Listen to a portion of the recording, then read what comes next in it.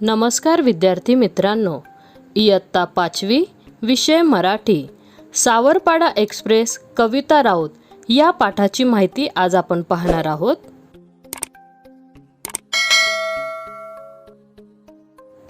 या पाठाचे लेखक संतोष साबळे हे आहेत. दुर्गम भागातील रस्ते म्हणजे मातीचा धुराळा. दुर्गम म्हणजे जाण्यास कठीण. पाण्यासाठी वणवण करणे हा रोजचा दिवस. अशा प्रतिकूल परिस्थितीत कुरकुर न करता, हार न मानता जीवन जगणे म्हणजे एक दिव्यच. प्रतिकूल म्हणजे कठीण, दिव्य म्हणजे परीक्षा. अशा खेड्यापाड्यांमध्ये गुणवत्ता असते, पण ती शोधावी लागते. असाच एक डोंगर दऱ्यांनी वेढलेला आदिवासी पाडा. पाण्याच्या शोधासाठी तिथे मैलोनमैल भटकंती करावी लागे. त्याच आदिवासी पाड्यावर अनवाणी पायांनी चालणारी, लाकूड फाटा गोळा करणारी एक मुलगी. तिने राष्ट्रकुल आणि आशियाई क्रीडा स्पर्धेत भारताचा दबदबा निर्माण केला आणि ऑलिम्पिक स्तरावर झेप घेतली. दबदबा म्हणजे दरारा. या आंतरराष्ट्रीय धावपटूचे नाव आहे कविता राऊत आणि त्या पाड्याचे नाव आहे सावरपाडा. हा पाडा नाशिक जिल्ह्यातील त्र्यंबकेश्वर तालुक्यात आहे. कविताचे बालपण निसर्गाच्या सानिध्यात गेले. तिची आजवरची वाटचाल एक दीर्घ साधना बनली आहे. राष्ट्रकुल क्रीडा स्पर्धेत कांस्य आणि आशियाई क्रीडा स्पर्धेत रौप्य व कांस्य अशी पदके कविताने पटकावली. लागोपाठच्या या दोन्ही स्पर्धांमध्ये भारताचे नाव उंच करणारी धावपटू म्हणजेच सावरपाडा एक्सप्रेस कविता राऊत. चीनमधील गुआंगझोऊ येथे झालेल्या आशियाई क्रीडा स्पर्धेत 10,000 मीटर धावण्यात कविताचे सुवर्णपदक अवघ्या सेकंदाने हुकले. पण त्या प्रसंगी कविताची समजूत तिच्या आईने काढली. आईच्या शब्दांनी कविताला दिलासा मिळाला. दिलासा म्हणजे धीर. अवघ्या 4थी शिकलेल्या आईच्या समंजस शब्दांनी कविताला आजवर अनेक कठीण प्रसंगी आधार दिला आहे. कष्टप्रद अनुभवांमुळे कविताचे पाय कणखर बनले. कणखर म्हणजे काटक, मजबूत. नाशिक जिल्हास्तरीय शालेय क्रीडा स्पर्धेत कविताने धावण्यात प्रथम क्रमांक मिळवला. पण कविताचे वेगळेपण तिचे वडील रामदास आणि आई सुमित्रा यांना फारशा तीव्रतेने त्यावेळी जाणवले नाही. कविताच्या पायांमधील चमकदार दौड हेरली ती प्रशिक्षक विजेंद्र सिंग यांनी. दौड म्हणजे पळण्याचे कौशल्य, हेरली म्हणजे शोधली. त्यांनी कविताच्या आईवडिलांची मानसिकता तयार केली आणि तिला नाशिकच्या भोसला मिलिटरी स्कूलच्या मैदानावर तंत्रशुद्ध पद्धतीने धावण्याचे धडे देण्यास सुरुवात केली. बूट घालून धावणे कविताला अवघड वाटायचे, कारण लहानपणापासून अनवाणी धावण्याचीच तिला सवय होती. विजेंद्र सिंग यांनी तिच्याकडून बूट घालून धावण्याचा सराव नियमितपणे करून घेतला. हिऱ्याला पैलू पाडल्यावर त्याचे तेज अधिकच फैलावते. तेज म्हणजे प्रकाश. तसे तिच्या बाबतीत झाले. गुजरातमधील गांधीनगर येथे झालेल्या राष्ट्रीय पातळीवरील शालेय स्पर्धेत धावण्यात रौप्य पदक मिळवून तिने यशाचा आरंभ केला.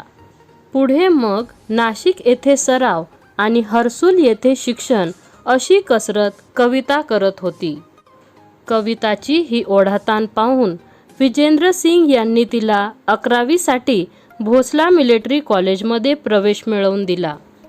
ती राहणार कुठे हा कविताच्या आईवडिलांना पडलेला प्रश्नही विजेंद्र सिंग यांनी सोडवला. 24 ऑक्टोबर 2002 पासून पुढील 5 वर्षे ती त्यांच्याच घरी राहिली. स्वतःचा एक मुलगा आणि एक मुलगी असलेल्या सिंग दाम्पत्याने आपली दुसरी मुलगी म्हणून कविताचा सांभाळ केला. दाम्पत्य म्हणजे पती पत्नी. तिच्या धावण्याच्या गतीकडे विजेंद्र सिंग यांनी लक्ष पुरवले आणि त्याची प्रचिती म्हणजेच कविताचे यश. एका पाठोपाठ एक विक्रम तिच्या नावावर झळकू लागले. कविताच्या यशामुळे हर्सूल, सावरपाडा या भागास नवी ओळख मिळाली. आज केवळ राऊत कुटुंबालाच कविताचा अभिमान वाटतो असे नाही, तर संपूर्ण हर्सूल परिसराची हीच भावना आहे. नवी दिल्लीतील राष्ट्रकुल स्पर्धेत कविता जिंकल्याचे जाहीर होताच हर्सूल, सावरपाडा येथे जणू काही दिवाळीच साजरी झाली होती. स्पर्धेत विजयी झाल्यानंतर कविता आपल्या गावी येणार म्हणून सकाळपासून जो तो स्वागताच्या कामात गुंतला होता. कविताचे कौतुक करण्यासाठी गावोगावचे लोक हजारोच्या संख्येने उपस्थित झाले होते. लेकीभोवती निर्माण झालेले वलय, तिला सत्कारासाठी घेऊन जाण्यास येणाऱ्या आलिशान गाड्या, पत्रकारांचा गराडा यामुळे आपली लेक लई मोठी झाली याचे समाधान तिच्या आईच्या डोळ्यांमध्ये सहज वाचता येत होते. वलय म्हणजे कीर्ती, गराडा म्हणजे घेराव. कविता बंगळुरू येथे विशेष प्रशिक्षणासाठी गेली असताना रोज किमान एकदा तरी आईशी फोनवरून बोले. यावरून त्या मायलेकीचे गहिरे नाते दिसून येते. गहिरे म्हणजे खूप जिव्हाळ्याचे.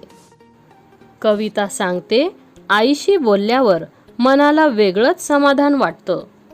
दिवसभरात जे झालं ते सर्व मी आईला सांगते. माझ्या त्रासाबद्दल मात्र तिला काही सांगत नाही, कारण ते ऐकून आईला उगीच वाईट वाटत राहतं. कविता हळवी आहे. हळवी म्हणजे मनाने कोमल.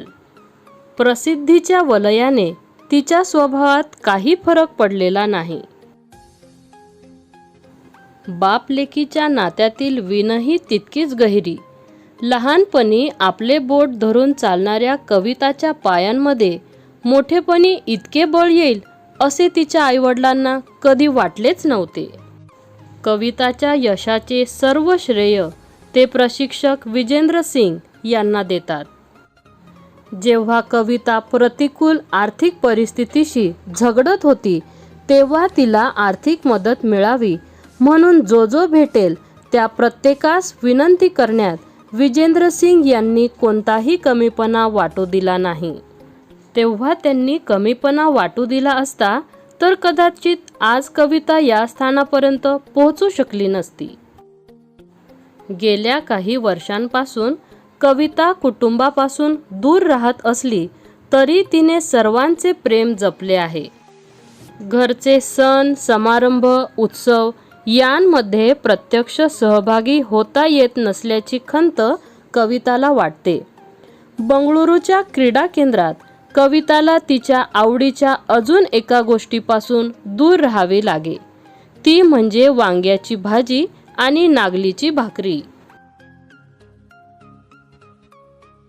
कवितामुळे सावरपाड्याचे नाव आज सर्वदूर पसरले आहे. कविता तिथल्या मुलामुलींसाठी आदर्श ठरली आहे. आज कविता भारतातील अव्वल धावपटू आहे. अव्वल म्हणजे उत्कृष्ट. पी.टी. उषा या धावपटूला ती आपला आदर्श मानते. ती खूप मेहनती आहे. धावण्याचा सराव ती मनापासून करते. आपल्या प्रशिक्षकांनी दिलेल्या छोट्या मोठ्या सूचनांचे कटाक्षाने पालन करते. कविताचे म्हणणे आहे, मेहनत करणे आपल्या हातात असते. मेहनत हाच उद्दिष्टाकडे, ध्येयाकडे नेणारा महामार्ग आहे. हा महामार्ग आपल्याला यशाकडे नेतो. आपले जीवन आपणच घडवतो. कोणत्याही खेळाडूसाठी शारीरिक तसेच मानसिक तंदुरुस्तीही महत्त्वाची असते. कविता सरावात कधीच कसूर करत नाही. कविताचे इतर झगमगाटी गोष्टींकडे लक्षही नसते. खेळाचा सराव चालू असतानाच यशवंतराव चव्हाण महाराष्ट्र मुक्त विद्यापीठामुळे तिच्या शिक्षणातही खंड पडला नाही. कविता ही तिच्या जीवन प्रवासाची नायिका आहे.